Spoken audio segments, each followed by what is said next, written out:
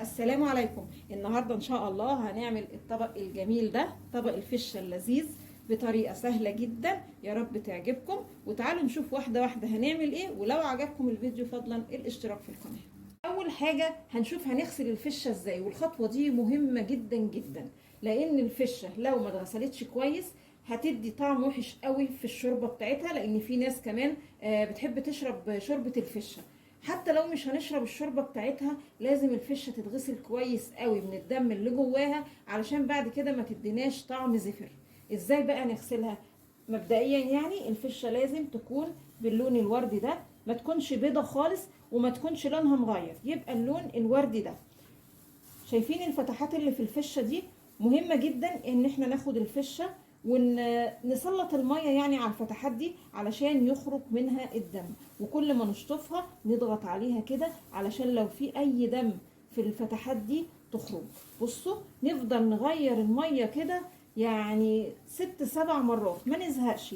كل ما ننضفها كويس، كل ما ننضف الفشه معانا كويس، يبقى طعمها جميل قوي وكأنك بتاكلي كبده مش فشه.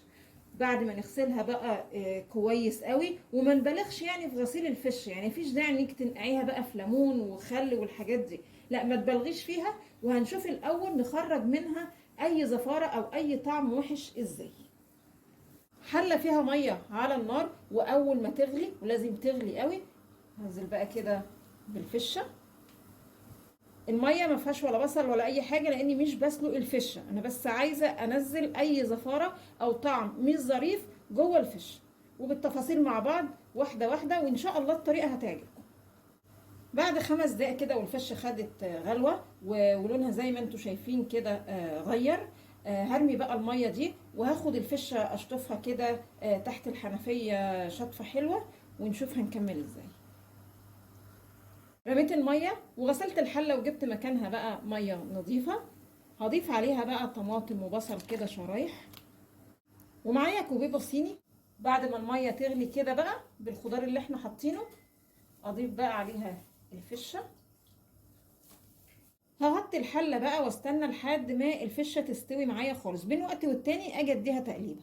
الفشه كده خلاص استوت. بصوا، لازم لما اجي احط فيها الشوكه تدخل بمنتهى السهوله. بصوا كده، لازم الفشه عشان تبقى حلوه كده في الاكل تكون مستويه حلوه قوي، ما تبقاش مستويه نص ونص او مش مستويه قوي، لا لازم تستوي علشان نحس كده بطعمتها. لازم تبقى معانا كده مستويه خالص زي الزبده.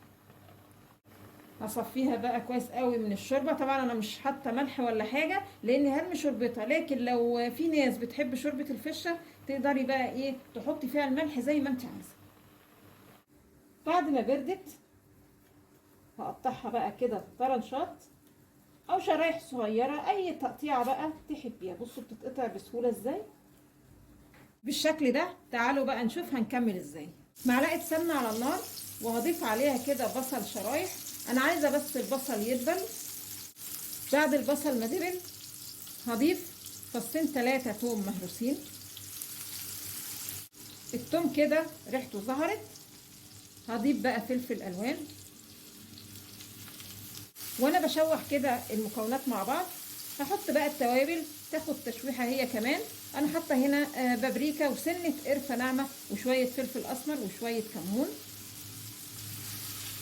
بعد المكونات كده ما خدت تشويحه حلوه مع بعض، هضيف بقى شرايح الفشه. بعد كده هظبط الملح. عايزه اقول لكم ان الريحه جميله جدا، مفيش اي ريحه زفاره، مفيش اي ريحه حاجه، علشان احنا من الاول غاسلين الفشه كويس قوي.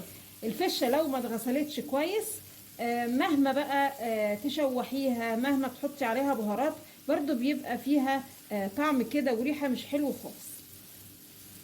كده تمام. واخر حاجه بقى بحطها معلقه كزبره.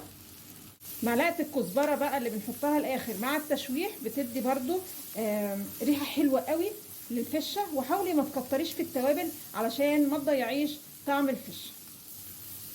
تمام قوي كده. نطفي بقى ونشوف شكلها الاخر ازاي. وده الشكل النهائي معانا للفشه. عايزه اقول لكم طعمها جميل جدا وريحتها حلوه قوي. بصوا بتتقطع كده بسهوله، وهو ده السوى الحلو للفشه، ما يكونش السوى اقل من كده، عشان زي ما قلت لكم لو الفشه ما كانتش مستويه السوى الحلو بتبقى مش ظريفه خالص في الاكل. يا رب النهارده الفيديو يكون عجبكم، وانتظرونا ان شاء الله بفيديو جديد.